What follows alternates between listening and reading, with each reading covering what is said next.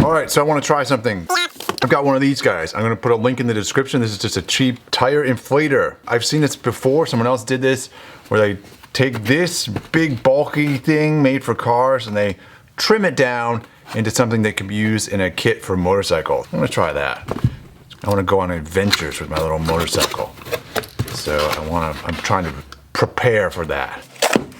So this is what it is like. Let's take this apart and see how small we can get it. It's got several screws on the back. Let's get these out of here.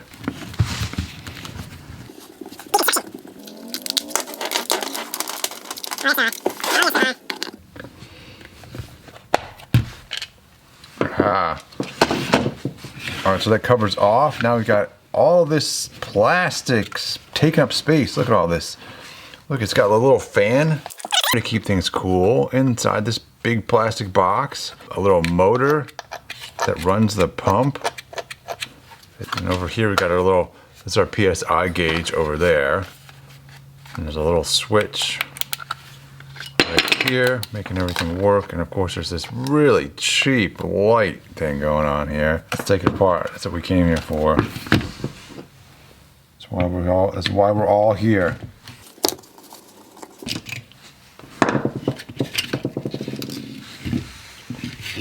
All right, so this is its essence. This is a lighter. All right, inside here, I've got some machine screws and stuff, some spare machine screws that come with things you buy, etc. This is a nice size, huh? I just need to fit this guy onto this available bracket. This is a stainless nut and bolt. It's very fancy. All right, so I still want to get rid of this light, so I'm just going to clip off these wires because it's literally just soldered on here. There, our light is off. Toss that aside. Now we are down to the bare essentials here. This is it, I believe. I've mounted this little switch thing onto the side of my pressure gauge, and then I've left a little fan on here. And let's test it out. Let's see how this thing actually works. You could take this pressure gauge off probably and then plug this hole here where the pressure gauge went in somehow. I'm not sure. It's a whole nother thing to mess with, and that would make this slightly smaller, more compact. It's a bit fragile for sure, because I mean we have these exposed wires. If these are boxed somewhere, like rubbing up against something all the time, it would probably damage the wire connections, I would guess. I'll probably have to figure out a fairly decent storage container. A little bit of irony there. A little storage container for this thing to go in, or to wrap it in something that will help protect it. Let's plug it in, see how it works.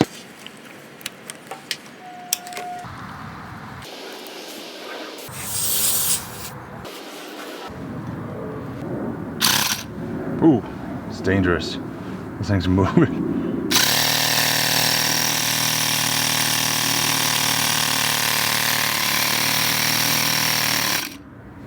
Works. All right, so I've also added these little Velcro cord wranglers to help me to help tidy this thing up, make it a little bit neater to store and keep.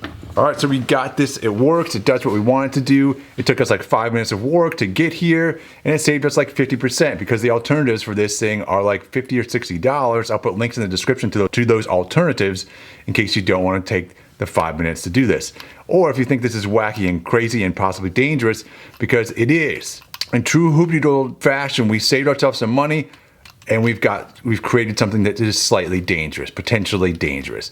Because look at this. Look at this little fan spinning. This fan will possibly cut you. And this little stuff down here also spins. These gears and things that's moving arms, and that could also possibly cut you. So, you know, you got to be careful when you're using it. But I'm using it. I'm not giving this to anybody else. And if you do it yourself, be careful, you know, keep this stuff in mind before you even attempt this, because it's dangerous, people. But I'm happy with it. I'm hoping this will work, and I'm hoping I never have to use it.